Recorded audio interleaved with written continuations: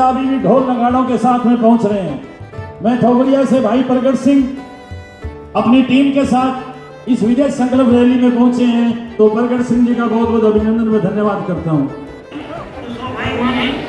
और इलाहाबाद से आए हुए मेरे एमसी सरपंचगण व मेरी महिला साथी व मेरे बुजुर्ग और माताओं और बच्चों,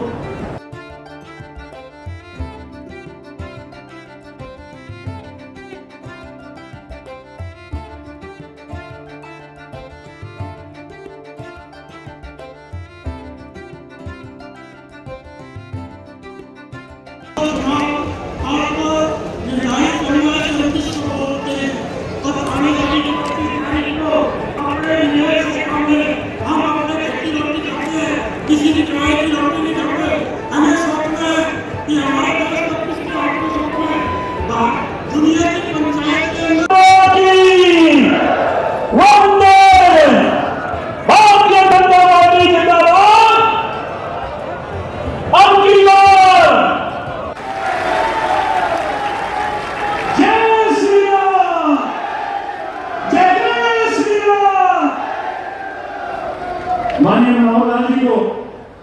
मीनू बेनीवाल जी की तरफ से आगे और रविचंद जी हल देकर उनका अभिनंदन व स्वागत करेगा। जोरदार तालियां। अब मैं अनुरोध करूंगा श्री विकासा सिहाग जी बिना पर्ची जो नौकरियां देने का काम किया, ऐसे हमारे स्कूल के लिए, कॉलेज के लिए, काम के लिए, देहात के लिए काम करना चाहता है, उनका हरियाणा सरकार पहली बार माननीय मनोहर लाल जी ने ऐसा किया है कि उनका सबका सरकार अभिनंदन और स्वागत करती है। उनसे प्रेरणा लेके माननीय मनोहर लाल जी आपके उस दिन के बाद हमने कुछ साथियों ने इकट्ठे हो गए 19 के अंदर जब मैं सिरसा के अंदर आई तो यहाँ पर मुझे पता लगा कि 70 से 75% जो लोग हैं वो ग्रामीण आंचल में रहते हैं। यहाँ पर जो ज्यादा आबादी है वो शहरों की बजाय गांव में ज्यादा। तो मुझे कहा कि जी आप तो पहले इनकम टैक्स में कमिश्नर रह चुके हो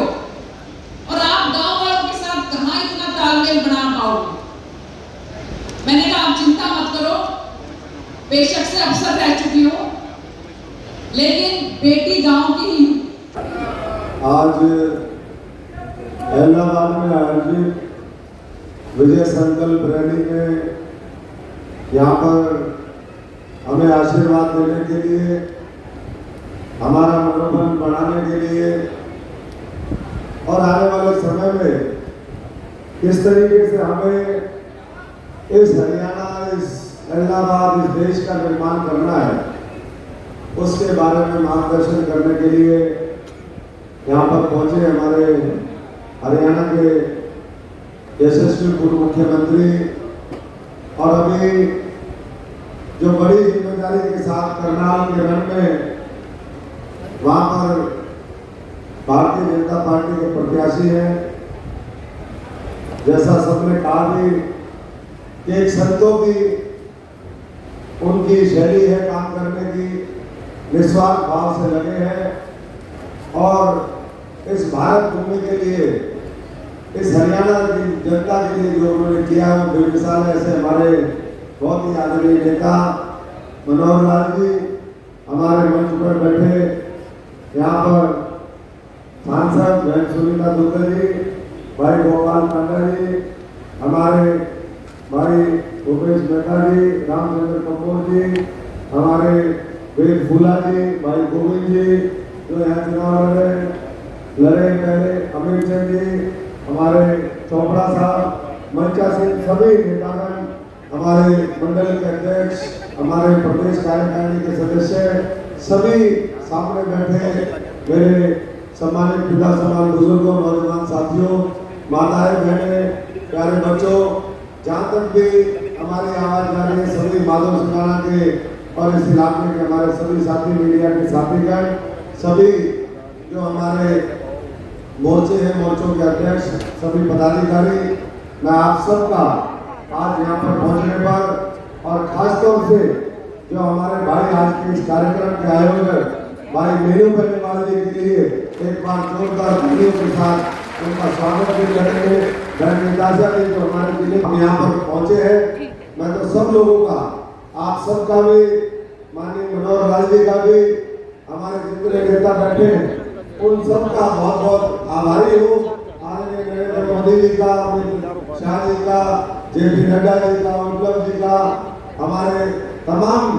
जो साथी हैं, क्योंकि ये वो पार्टी है जो परिवारवाद पर आधारित पार्टी है। ये पार्टी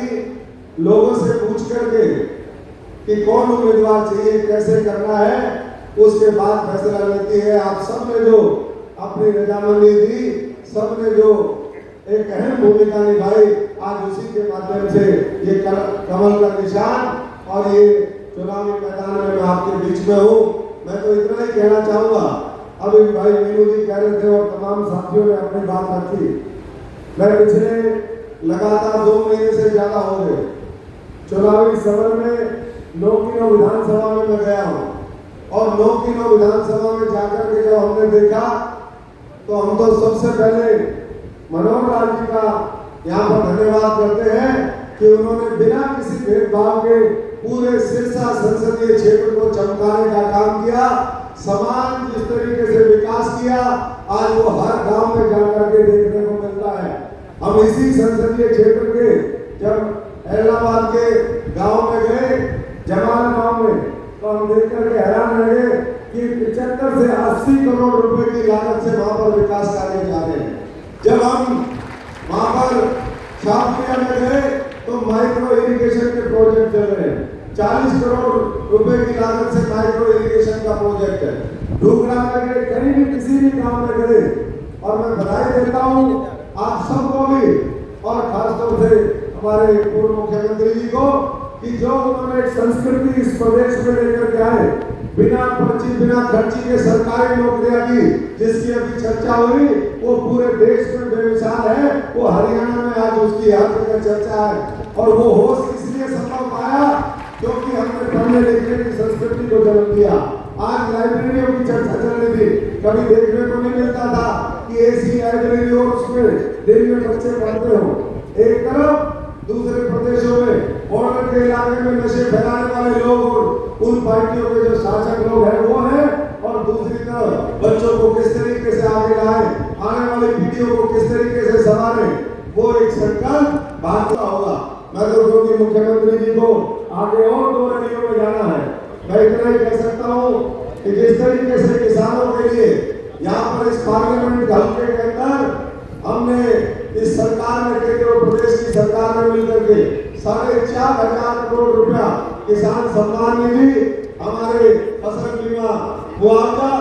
वो दिया, जिस तरीके से खाने बनाए, जिस तरीके से भी चर्चा हो रही है कि और आने वाले समय में घर की सफाई से लेकर के और तमाम नहरें निकाली जाए। आपने मुख्यमंत्री जी हटते हुए जो काम किया वो मैं समझता हूँ कि पहले की अगर सरकार है, और मैं तो ये बात इसलिए जिम्मेदारी के साथ कह सकता हूँ कि हमने भी प्रयास किए थे, लेकिन बहुत सी चीजें जिसको लेकर के हम संघर्ष कर रहे थे उसको हकीकत में बदलने का अगर किसी ने काम किया तो मनोहर लाल जी ने दिया है। आज एक बार फिर ये देश का चुनाव है साथियों, मेरी माताओं बहनों मेरे बुजुर्गों से एक ही बात कहूंगा कि देश के चुनाव में हमें दलगत राजनीति से ऊपर उठ करके देश बनाने के लिए इस बार वोट देना है। 140 करोड़ लोगों के उम्मीदों आकांक्षाओं के लिए आज देश में लोकसभा के चुनाव चल रहे हैं। 4 चरण का चुनाव खत्म हो गया, आज से 10-12 दिन बाद हम भी अपना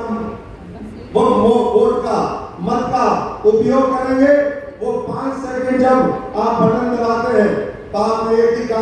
ही बात ध्यान में रखनी है कि कौन देश का नेतृत्व आज मजबूती से कर सकता है, कौन हमारे देश को नई दिशा में ले जाकर के अगले 20, 30, 50 साल की दिशा को एक ठीक दिशा में ले जा सकता है, कौन आने वाली पीढ़ियों के भविष्य को सुरक्षित रख सकता है। और अगर ये फैसला आप लेंगे तो जिस तरीके से 10 वर्षों में आदरणीय नरेंद्र मोदी जी ने एक मजबूत बुनियाद इस देश की रखी विकास कार्यों के माध्यम से,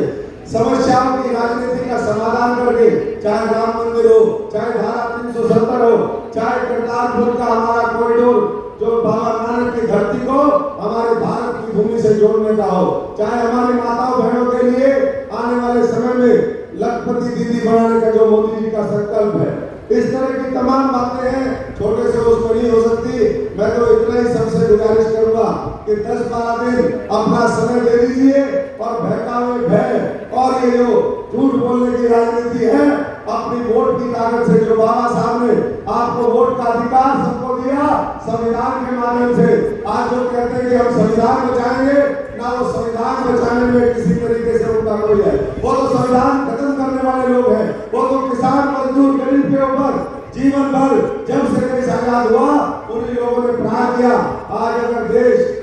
हमारा विकसित नहीं हुआ और मोदी जी उसको विकसित करने का संकल्प लेकर के आगे बढ़ रहे, तीसरी दुनिया की अर्थव्यवस्था अगले 5 वर्ष में लेकर के उसका संकल्प आगे वो चल रहे हैं। तो हम सबसे ये अनुरोध, सबसे गुजारिश करेंगे कि अब समय आ गया है, पूरी ताकत लगाइए और 25 तारीख को कमल के निशान के सामने इतने बटन दबाइए कि जिनका वैसे दिमाग खराब रहा, जिनके आज भी अहंकार दिमाग में है, जो आज भी ये सोचते हैं कि उसी पुराने ढर्रे पे हम देश की जनता को लेकर के चलेंगे। आज ये digital India, make in India के साथ साथ ये जागरूक इंडिया है और मुझे पूरा यकीन है ये जागरूक इंडिया आने वाले समय में 400 पार करेगा और 4 जून को अपनी सिरसा की एक मजबूत हिस्सेदारी, पिछली बार बहन सुनीता जी को आप सबने 3 लाख वोटों से जिताया था। मैं आप सबसे गुजारिश करूंगा, उस समय मोदी जी का, मनोहर लाल जी का 5 साल का कार्यकाल था, आज वो कार्यकाल 10 साल का हुआ है और इस बीच में बड़े बड़े फैसले हुए हैं। तो इसलिए 10 साल के कार्यकाल पे मोहर लगा करके इस बार नहीं, तीसरी बार नहीं, बार-बार भाजपा सरकार बने, बार-बार मोदी सरकार बने और आपके लिए काम करे। इसी संकल्प के साथ हम अपने